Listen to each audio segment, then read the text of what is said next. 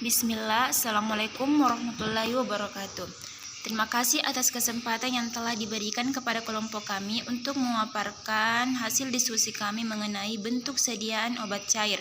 Adapun anggota kelompok kami yaitu yang pertama Putri Indasari Bahmi, yang kedua Andi Nurul Aulia Zainal, yang ketiga Afriani, dan yang keempat Ainun Mardia Hunain. Baik, kami akan mempersilahkan teman-teman untuk mempresentasikan materinya. Kepadanya dipersilahkan. Baiklah, saya akan menjelaskan definisi cair. Menurut Farmakope Indonesia edisi 4, sediaan cair adalah sediaan yang mengandung satu atau lebih zat kimia yang terlarut. Nah, sediaan cair ini ada 3 jenis, yaitu 1. Larutan, 2. Suspensi, 3. Emulsi. Larutan sendiri juga bisa disebut juga dengan solution, yaitu cairan cair yang mengandung bahan kimia terlarut.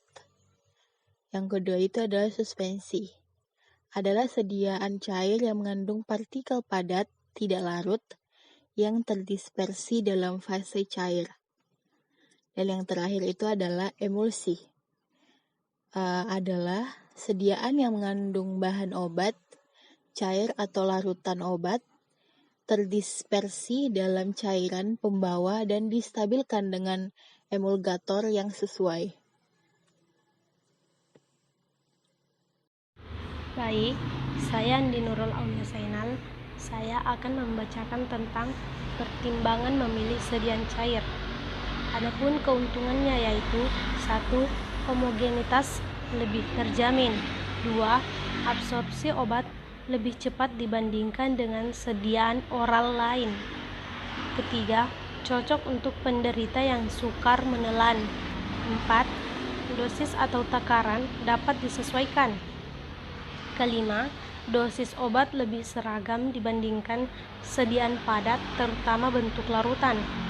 Keenam, beberapa obat atau senyawa obat dapat mengiritasi mukosa lambung atau dirusak cairan lambung bila diberikan dalam bentuk sediaan padat.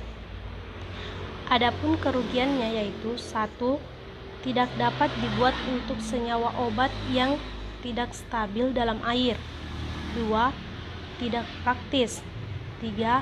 Takaran penggunaan obat tidak dalam dosis terbagi, kecuali sediaan dosis tunggal dan harus menggunakan alat khusus. 4.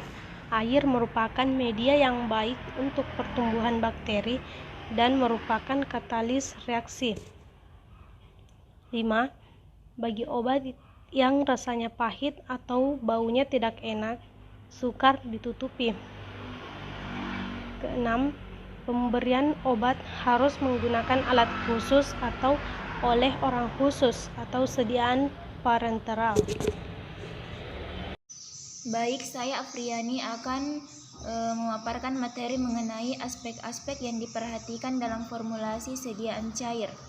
Yaitu yang pertama adalah larutan. 1. Aman dalam penggunaannya atau tidak toksik, tidak iritatif, tidak alergenik. Yang kedua yaitu homogen. Yang ketiga adalah zat aktif harus terlarut sempurna dan stabil dalam medium.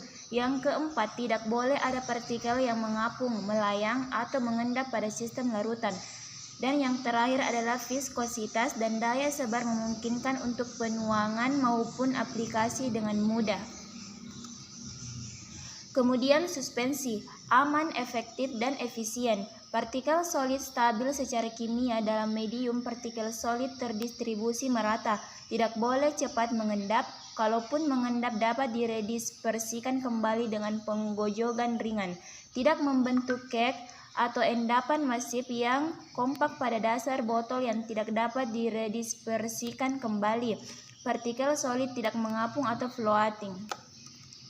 Kemudian emulsi. Yang pertama yaitu aman, kedua efektif dan efisien sesuai dengan tujuan terapi. Yang ketiga merupakan disperse homogen antara minyak dengan air.